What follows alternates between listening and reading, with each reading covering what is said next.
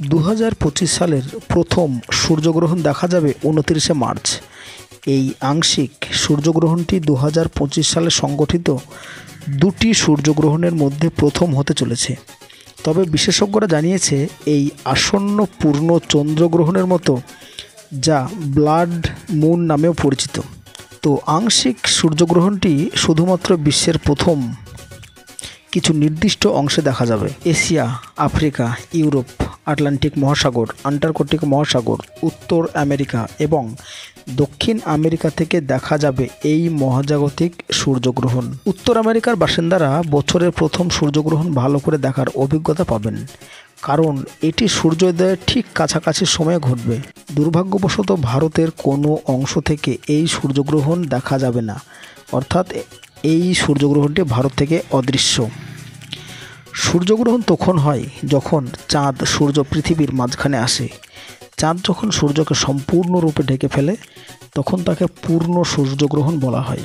তবে এক্ষেত্রে চাঁদ কেবল সূর্যের একটি অংশ ঢেকে রাখবে, তাই এর নাম আংশিক সূর্যগ্রহণ।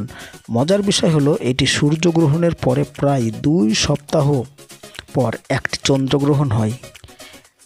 তবে ভারতীয় সময় IST অনুসারে এই 2025 সালের প্রথম সূর্যগ্রহণ 29শে মার্চ দুপুর 2:20:43 শুরু হবে। এটা কিন্তু ভারতীয় সময়, এবং সর্বোচ্চ গ্রহণ হবে 4 ঘন্টা 17 মিনিট ধরে। অর্থাৎ গ্রহণটি শেষ হবে বিকাল 4:13:45 অর্থাৎ মোট 4 ঘন্টা স্থায়ী হবে এই আংশিক সূর্যগ্রহণ। চন্দ্রগ্রহণ খালি চোখে দেখা নিরাপদ হলেও বিজ্ঞানীদের মতে খালি চোখে সরাসরি সূর্যগ্রহণের দিকে তাকানো ঠিক নয়, কারণ এটি রেটিনাতে প্রভাব ফেলতে পারে এবং চোখের ক্ষতি হতে পারে। সূর্যগ্রহণ দেখার সময় অবশ্যই সঠিক সুরক্ষা চশমা ব্যবহার করা উচিত। তো বন্ধুরা, জানানো হলো ভারতীয় সময় কখন আরম্ভ হবে এবং কখন শেষ হবে, এবং কোথা থেকে দেখা যাবে কোথা থেকে দেখা যাবে না, সমস্তটা কিন্তু আমরা এই ভিডিওতে আলোচনা করলাম। তো বন্ধুরা, ভিডিওটি এতটুকুনি। কেমন লেগেছে জানাবেন। ভালো লাগলে চ্যানেলটিকে সাবস্ক্রাইব করে পাশে থাকবেন।